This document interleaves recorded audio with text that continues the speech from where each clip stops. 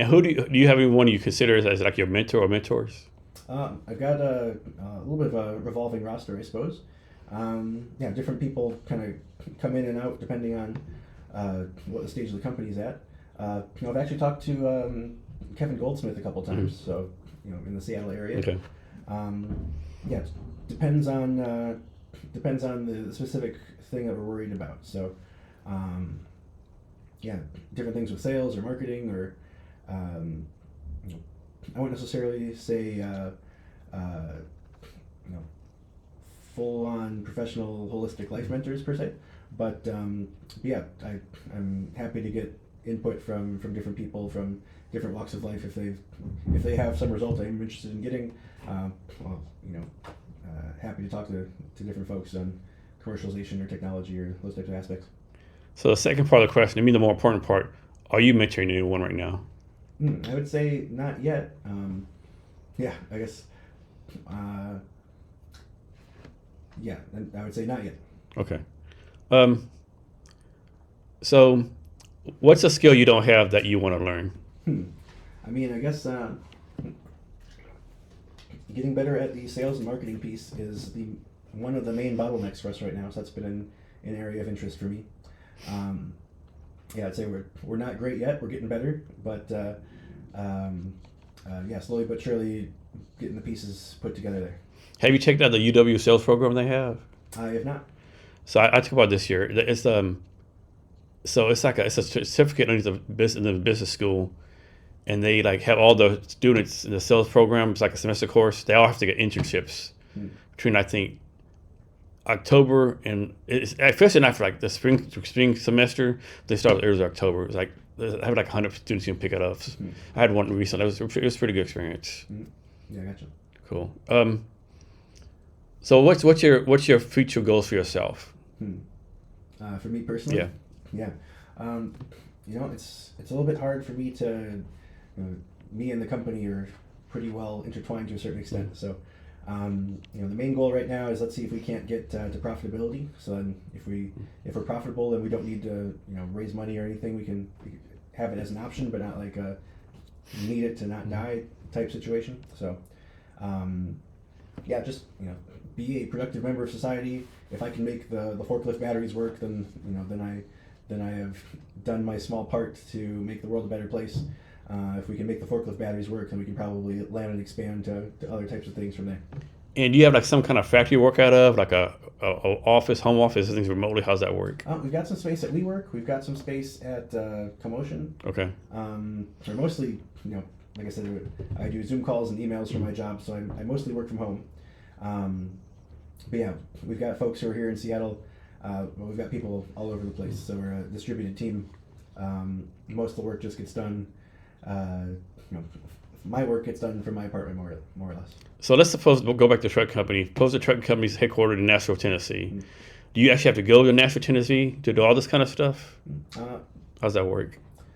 Not necessarily. It helps to go fly out there and shake hands and meet people face to face for some of the sales type stuff. So that's definitely good. We don't need to. Yeah, it depends on what infrastructure they've got available. So we don't necessarily have hardware that we retrofit onto the systems. It's mostly how can we tap into an existing telematic system to get the data we need. So it's mostly us working, our IT folks working with their IT folks to get all the digital wires hooked up, if you will, to get the data we need for algorithms to do their thing. So I think in 1960, JFK said we're going to go to the moon for the decade. So we went to the moon 8 years. But as far as space stuff, we haven't really done any improvements since then, right? Mm-hmm. Is batteries the same way? Has battery technology really improved like it should have improved, or has it been kind of stagnated? I mean, yeah, it's actually been from a layperson's perspective, maybe it doesn't look like it's like a whole lot is happening, but behind the scenes, a lot of interesting things have been going on. Yeah, there isn't a what's the thing I'm trying to think of? There's not a Moore's law for batteries. They're not going to get twice as good year over year. It's more like we get a 8% improvement in performance year over year. So, but at the same time, the main thing where it's been coming down is cost per kilowatt hour. So I don't know the exact number off the top of my head, but something like an 80%, uh, 80 or 90% decrease in price versus even when I started my PhD to now. Mm-hmm. So that's why uh, we're at about 25% of new sales in Washington are electric vehicles in some capacity. Lots of batteries going in to support the grid, lots of batteries going into different things that previously weren't electrified. So there's a half dozen batteries within arm's reach of us right now. So, um, so yeah, I would say the main thing is the cost of the battery is coming down such that you can actually have a it's not quite there, but just about there as far as price comparison for EV cars versus a internal combustion engine. So in general terms, batteries are like a pretty safe energy source, right? Yeah, we on one hand it's like a 1 in a million event at this point. So we're not necessarily worried that your laptop's going to blow up. You're not worried that your phone's going to blow up in your pocket. It still does happen from time to time, but it's not a thing that you're not afraid to have your cell phone in your house. And then back in the day, we were like, don't put your lithium batteries computer in the airplane cargo in case it blows up or something. Yeah. Did that actually ever happen? I don't know if it did or not. I guess it had to happen for them to say you don't put your battery in there. I think it still does happen from time to time, so that's not good. I just learned this recently. So they want you to take your laptop with you, so in case they don't want it to go in your luggage, they want it to be in your carry-on. So in case it starts smoking, then you can do something about it versus if it's in the cargo hold. Yeah, that'd be a bad thing. So yeah, it's one of those things where it's like a 1 in a million type of event, but even rarer than that probably, but still causes a lot of consternation when it does happen.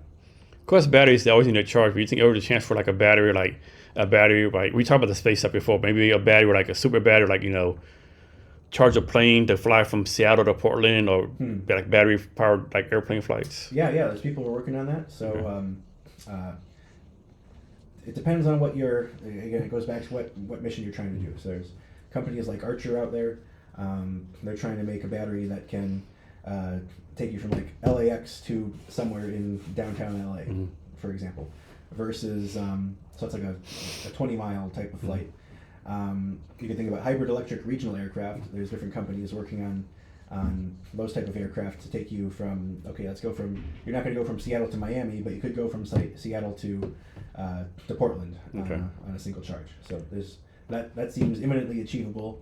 It'll take a while for those companies to mature, but electric flight from electric regional aircraft is something that I'm relatively bullish about. Is there an industry that you think is not using batteries enough as far as powering that industry? I would say probably not. Everybody's coming to terms with you can do the calculation for yourself. So all these systems are designing around what is the total cost of ownership if I have to put diesel into this vehicle versus if I can electrify it, or if take whatever that system is. A lot of electrification is happening with commercial and government fleets right now. So I think that might happen even faster. We'll see, but that might happen even faster than regular passenger electric vehicles, depending on how some of these government initiatives shake out and how technology develops. Is there anything about batteries that you wish more people knew about? That's a good question. I kind of have the curse of knowledge, so I know all these things, and I don't know what a regular layperson knows. So maybe just stick to the basics. We can say, okay, here's the battery, here is the positive electric material, here's negative electric material. The lithium is squiggling back and forth as you charge and discharge your battery. I guess the main thing, to your point, the cost of the batteries is coming down so fast, like much faster than anybody ever expected. This is the main thing. If I go back and showed myself the cost curve for batteries from like 10, 15 years ago, it would have been astounding. I'm guessing the size of the batteries went down a whole lot too, right? So you can decide, do I want to I guess the size of the battery roughly stays the same. A lot of the times what ends up happening is, do I want to have the same amount of energy in a smaller space, or do I want to have the same space but have more battery in there? So in general, it seems like system designers are deciding to have the same space but add more battery. So you have like longer service life, for example. Okay, this is a totally random question, right? I'm probably like put out how dumb of a kid I was, right? We know a lot of time when kids are small, they'll look at the battery, get shocked. What, can you explain the science behind that? Yeah, I guess. Well, so the battery is an electrical circuit. When you put it in your mouth, you're now completing the circuit, and the electricity is the electrochemical energy stored in the battery is now running through you from one side of your mouth to the other as discharges. So Yeah, hopefully, yeah. Stupid kids you do as a kid, things you do as a kid, right? yeah. So you're getting whatever that 1.5 volts at however many amps that you're discharging into your mouth. Yeah, luckily it wasn't dangerous because a whole lot of kids be fucking dead right now. Yeah. Just don't eat it. Yeah, yeah. So for your company, you want to be like nationwide. Of course, nationwide. You're like trying to be global, like number one global battery company. Like you have like big dreams, like conquer the world, all that kind of stuff. Yeah, I mean, we're happy to. We had a project in Bangladesh that was actually funded by USAID, so that was unfortunate that got canceled. So that's not ideal. But we had our first international project in Bangladesh, looking at helping to electrify rickshaws in that particular country. We're a software company. We can deploy wherever we want, more or less. A couple irons in the fire in Europe, in South America. So wherever there's for cloud analytics, wherever there's an internet connection, we can make things happen. Okay. Is there anything I should have asked you? I haven't. Anything else you want to talk about?